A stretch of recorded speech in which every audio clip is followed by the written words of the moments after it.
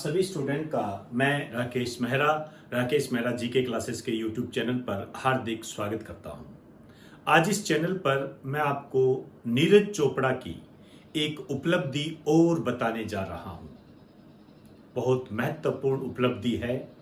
इस प्रकार की उपलब्धि यदि किसी व्यक्ति के जीवन में आती है तो मैं उस जीवन को परिपूर्ण जीवन के रूप में देखता हूं। गौरवान्वित करने वाली इस प्रकार की जो उपलब्धि है, नीरज चोपड़ा को AFI athletics federation of India ने दी है, एक प्रकार का दिवस मनाकर। दिवस आप समझ गए होंगे। 7 अगस्त को जेवलिन थ्रो डे मनाया जाएगा। अब आप सोचिए, भाला फेंक दिवस 7 अगस्त को प्रतिवर्ष मनाया जाएगा। और ये क्यों मनाया जाएगा? इसलिए मनाया जाएगा क्योंकि 7 अगस्त 2021 को नीरज चोपड़ा ने भारत को ओलंपिक में एथलेटिक्स में पहला स्वर्ण पदक दिलाया था, भाला फेंक में। अपने आप में बहुत बड़ी उपलब्धि है। आइए आज हम इसी उपलब्धि पर कुछ बातें करते हैं आपके एग्जाम की दृष्टि से। आपके सामने नीरज चोपड़ा की तस्वीर है। इस संबंध में क्वेश्चन किस तरीके से बनेगा आप बखूबी जानते हो। किस खेल से संबंधित है ये पूछा जा सकता है, बता चुका हूं आपको। वैसे तो आप एथलेटिक्स कह सकते हो, लेकिन मोटे तौर पर भाला फेंक, जेवलिन थ्रो। आइए, क्या उपलब्धि है? AFI ने घोषणा की है, एथलेटिक्स फेडरेशन ऑफ इंडिया ने, कि 7 अगस्त को जेवलिन थ्रो डे मनाया जाएगा, भाला फेंक दिवस। कारण आपके सामने है, क्योंकि 7 अगस्त 2021 को नीरज चोपड़ा ने भारत को ओलंपिक में एथलेटिक्स में पहला स्वर्ण पदक दिलाया। ध्यान रहे, अब ये डेट इंपॉर्टेंट हो गई है। आपसे ये पूछा जाएगा कि नीरज चोपड़ा ने भारत को स्वर्ण पदक कब दिलाया था।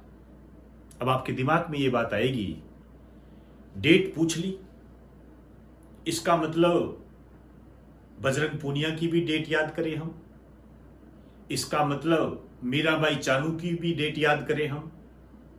ऐसा नहीं होता है, ध्यान रखें। इसकी डेट इसलिए पूछी जाएगी क्योंकि 7 अगस्त को इसी कारण से भाला फेंक दिवस मनाया जाएगा। आप जानते हो, हालांकि इसके बारे में मैंने आपको जानकारी पहले भी दी थी। इन्होंने जो ये उपलब्धि प्राप्त की है, टोक्यो ओलंपिक 2020, हालांकि कोविड-19 के कारण 2021 में इनका आयोजन हुआ। जेवलिन थ्रो में, भाला फेंक में 87.58 मीटर का थ्रो करके इन्होंने स्वर्ण पदक जीता 7 अगस्त 2021 को। इसी कारण से 7 अगस्त 2021 को जेवलिन थ्रो डे मनाया जाएगा, भाला फेंक दिवस मनाया जाएगा। इसकी घोषणा किसने की है? AFI ने। अब अपने आप में ये जो AFI है, ये भी इंपॉर्टेंट हो जाती है। इसकी भी जानकारी हम प्राप्त करेंगे। एक बार आप इसे नोट कर लें। 7 अगस्त को जेवलिन थ्रो डे, लेकिन इसका इस्तेमाल आप कहां कर सकते हो? जो बच्चे RAS की तैयारी करते हैं, आपको खेलों से संबंधित यदि कोई क्वेश्चन पूछा जाता है रिटर्न में, तो आप ये वहां पर इस्तेमाल कर सकते हो। क्यों? क्योंकि इससे क्या होगा? होगा क्या इससे? दिवस मना रहे हैं जेवलिन थ्रो डे, क्योंकि नीरज चोपड़ा ने स्वर्ण पदक जीता। इससे क्या होगा? इससे मोटिवेशन मिलेगा। आप कह सकते हो खेलों को प्रोत्साहन मिलेगा।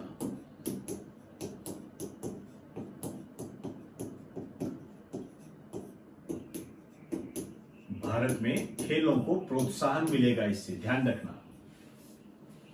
आइए अब हम AFI की चर्चा करते हैं। एथलेटिक्स फेडरेशन ऑफ इंडिया क्या है? ये अपेक्स बॉडी है। अपेक्स बॉडी का मतलब क्या होता है? पूर्ण रूप से इसी पर काम करती है। Athletics in India. किसके लिए जिम्मेदार है? Responsible for conducting competition in India, इस पर काम करती है ये। स्थापना कब हुई थी? अब इसमें कई बच्चों को कंफ्यूजिंग हो सकती है। मैंने देखा कहीं पर 1946 बताया गया है, कहीं पर 1943 बताया गया है। इसका स्पष्टीकरण देख लीजिए।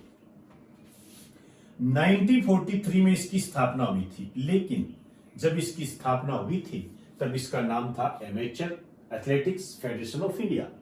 1946 में इसका नाम बदला AFI, athletics federation of India.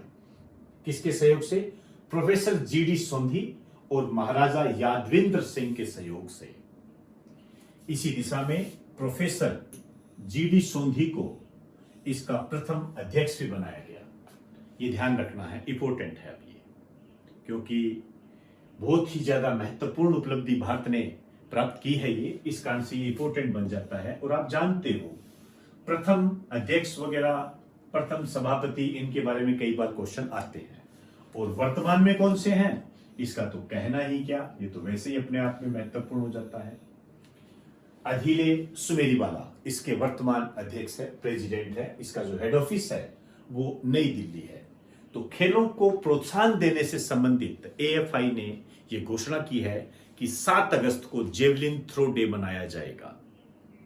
मान के चलना, ये क्वेश्चन आपके एग्जाम में जरूर आएगा, जरूर पूछा जाएगा, लेकिन उसके पूछने की दिशा में आपको एएफआई और नीरज चोपड़ा ने जो जेवलिन थ्रो में कितने मीटर का थ्रो किया, ये इंपॉर्टेंट है, ध्यान रखना।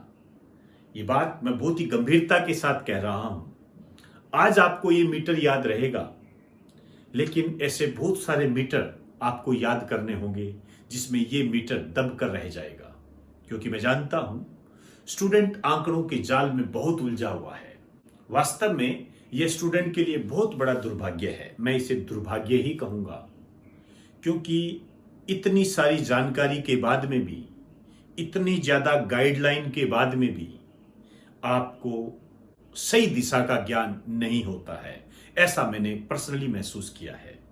भीड़ में चलने की आदत बन गई है, स्टूडेंट को सही दिशा में पढ़ने से कतराता है, पढ़ाई के अंदर इंजॉयमेंट को ढूंढने लगता है।